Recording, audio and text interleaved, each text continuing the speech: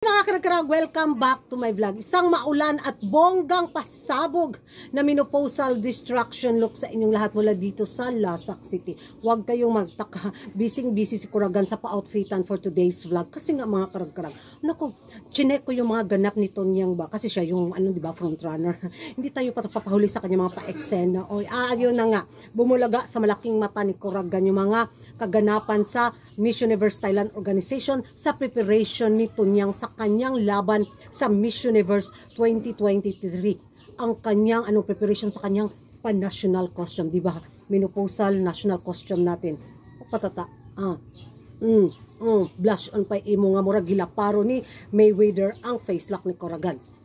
So nung nakita ko mga karag-karag, hala grabe ang Thailand, no? Wala talaga akong masabi mga karag-karag dito sa Miss Universe Thailand Organization pagdating sa preparation sa kanilang pambato. Talagang hands-on kay sila ba, talagang pinaghandaan yung malayo pa nakalatag na lahat, o di ba? Ngayon may 10 pinagpipilian na national costume si Tonyang. Grabe, no? As in, kita talaga natin ba na hala. So ginawa siguro nila yung revelasyon through social media para makapagpili din yung mga beauty pageant lovers na ito yung ilalaban natin sa Miss Universe 2023. Gayong kahit wala na yung surprise of element na tinatawag, di ba? Kasi para maano nila, masusi bitaw nila na ay ito dapat ayusin o ito dapat baguhin. So makapag ng idea ang MUT organization. Yung hindi kagaya sa atin na bigla na lang tayong mas speechless bitaw na ganun lang yun, di ba? Sila talagang ipakita nila, lantaran talaga ba, walang tago, mula sa national costume, mula sa kanilang paibnigaw na may mga pa-sneak peek, di ba? Nakaka-excite. Kahit masabihin natin wala na yung excitement kasi inaabangan talaga natin yung paglabas ng mga kandidata, but isa ito sa mga advantage na may maayos na national costume yung kandidata nila at yung preparation nito niyang mga karag-karag. Grabe talaga, no? Makaingon kabag sana all, di ba? So grabe. Ako yung napagod sa kanya, ha. Araw-araw na lang yung laban ni Manding, ni Amanda Obdam, parang ganito din yung preparation paghahanda nila kay Tonyang mga karag-karag. Puto-puto shoot, Panaana jud ba?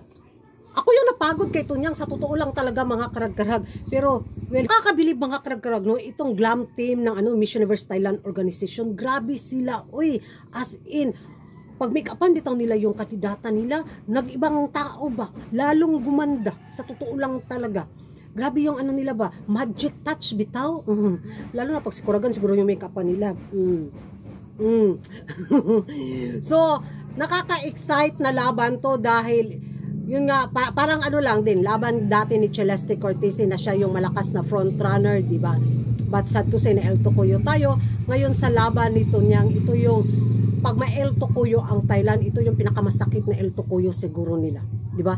Kasi na siya dati na siyang may corona sa international bilang Miss Supranational Queen, tapos biglang may El Tocuyo sa Miss Universe, but hindi talaga siguro siya maelto ko yung mga karag-karag.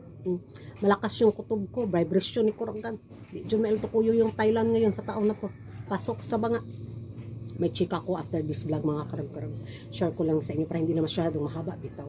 So yan na mga karag-karag. Ano yung masasabi nyo ngayon sa paghahanda ng Miss Universe Thailand Organization para sa laban ni Tonyang sa darating na Miss Universe 2023. Ano yung masasabi nyo na may 10 pinagpipilian na national costume?